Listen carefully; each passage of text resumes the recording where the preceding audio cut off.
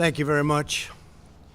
My fellow Americans, my first and highest duty as president is to defend our great country and the American people.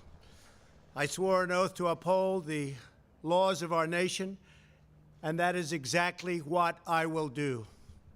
All Americans were rightly sickened and revolted by the brutal death of George Floyd. My administration is fully committed that for George and his family, justice will be served. He will not have died in vain. But we cannot allow the righteous cries and peaceful protesters to be drowned out by an angry mob. The biggest victims of the rioting are peace-loving citizens in our poorest communities. And as their president, I will fight to keep them safe. I will fight to protect you. I am your president of law and order and an ally of all peaceful protesters. But in recent days, our nation has been gripped by professional anarchists, violent mobs, arsonists, looters, criminals, rioters, Antifa, and others. A number of state and local governments have failed to take necessary action to safeguard their residents. Innocent people have been savagely beaten, like the young man in Dallas, Texas, who was left dying on the street, or the woman in upstate New York viciously attacked by dangerous thugs. Small business owners have seen their dreams utterly destroyed. New York's finest have been hit in the face with bricks. Brave nurses who have battled the virus are afraid to leave their homes. A police precinct has been overrun here in the nation's capital. The Lincoln Memorial and the World War II Memorial have been vandalized. One of our most historic churches was set ablaze. A federal officer in California, an African-American enforcement hero, was shot and killed. These are not acts of peaceful protest. These are acts of domestic terror. The destruction of innocent life and the spilling of innocent blood is an offense to humanity and a crime against God. America needs creation, not destruction, cooperation, not contempt, security, not anarchy, healing, not hatred, justice, not chaos. This is our mission, and we will succeed. 100%, we will succeed. Our country always wins. That is why I am taking immediate presidential action to stop the violence and restore security and safety in America.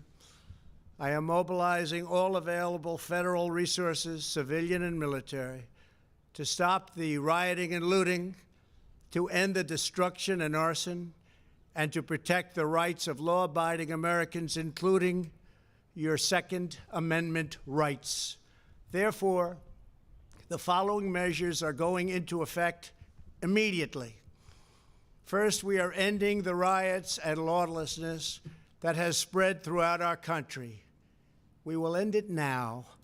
Today, I have strongly recommended to every governor to deploy the National Guard in sufficient numbers that we dominate the streets.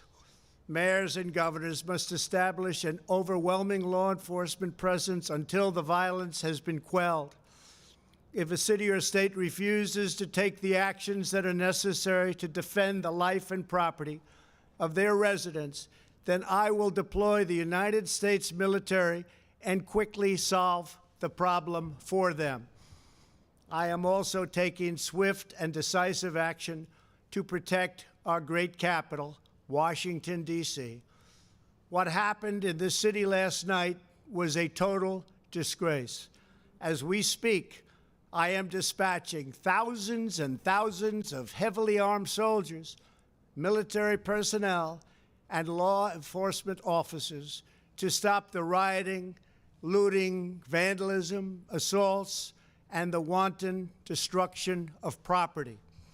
we are putting everybody on warning. Our 7 o'clock curfew will be strictly enforced. Those who threaten innocent life and property will be arrested, detained, and prosecuted to the fullest extent of the law. I want the organizers of this terror to be on notice that you will face severe criminal penalties and lengthy sentences in jail. This includes Antifa and others who are leading instigators of this violence. One law and order, and that is what it is. One law. We have one beautiful law. And once that is restored and fully restored, we will help you, we will help your business, and we will help your family. America is founded upon the rule of law. It is the foundation of our prosperity, our freedom, and our very way of life. But where there is no law, there is no opportunity. Where there is no justice, there is no liberty. Where there is no safety, there is no future. We must never give in to anger or hatred. If malice or violence reigns, then none of us is free. I take these actions today with firm resolve and with a true and passionate love for our country. By far, our greatest days lie ahead. Thank you very much, and now I'm going to pay my respects to a very, very special place. Thank you very much.